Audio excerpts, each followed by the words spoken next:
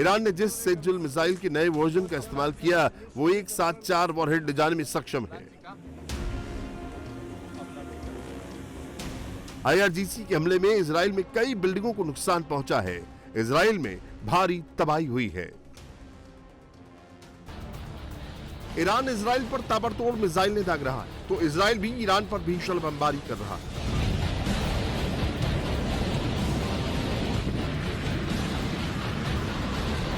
Israel ने Tehran पर बमों की बौछार कर दी। तेहरान में IRGC के कई मिसाइल लॉन्च को तबाह कर दिया।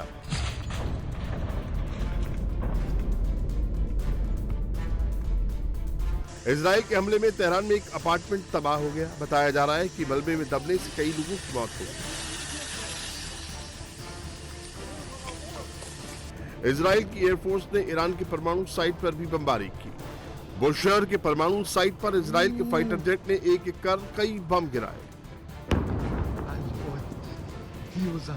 पिछले 10 दिनों में इजराइल ने बुशहर के परमाणु साइट पर तीसरी बार अटैक किया है।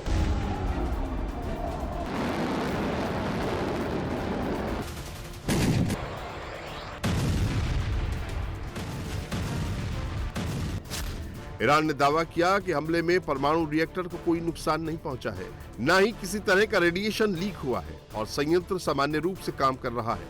तो वहीं IAEA का कहना है कि अगर हमले में रिएक्टर को नुकसान होता है तो ये बड़ी परमाणु दुर्घटना का कारण बन सकता है, क्योंकि Bushehr nuclear plant Persian Gulf के किनारे है और यहाँ लीकेज हुई तो इसके रेडिएशन का असर कुवैत, कतर, बहरीन, सऊदी अरब और UAE तक हो सकता है।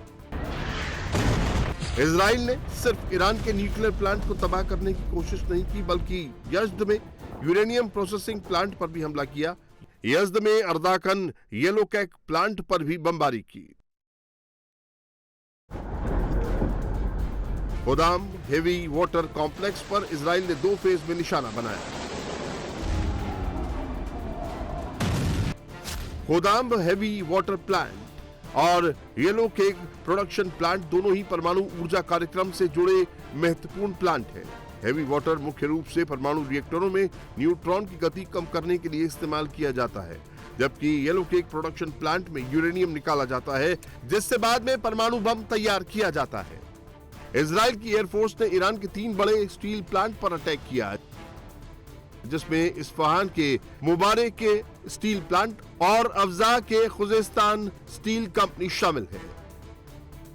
ईरान की यूनिवर्सिटी पर हवाई हमला हुआ। Iran university of science and technology पर बमबारी हुई है।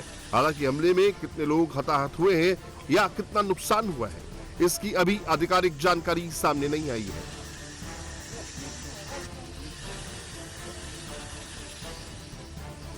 उधर ईरान स्ट्रेट ऑफ हॉर्मुज खोलने के लिए तैयार नहीं है। बिना IRGC की परमिशन से गुजरने वाले टैंकरों को ईरानी फोर्स तबाह कर रही है, मिसाइल मारकर उसे समंदर में डुबो रही है। लेकिन ट्रंप अब स्ट्रेट ऑफ हॉर्मुज को स्ट्रेट ऑफ ट्रंप बता रहे हैं। We're negotiating now, and it'd be great if we could do something, but they have to open it up. They have to open up the Strait of Hormuz. Excuse me for this. I'm so sorry. Such a terrible mistake. The fake news will say he accidentally said no. There's no accidents with me, not too many. अमेरिकी राष्ट्रपति Trump दावा कर रहे हैं कि Iran से बातचीत चल रही है। अमेरिका के विदेश मंत्री रूबियो कह रहे हैं कि अगले कुछ हफ्ते में युद्ध खत्म हो जाएगा, लेकिन ईरान का स्टैंड एकदम क्लियर है। स्ट्रेट ऑफ हॉर्मुज बंद है और बंद रहेगा।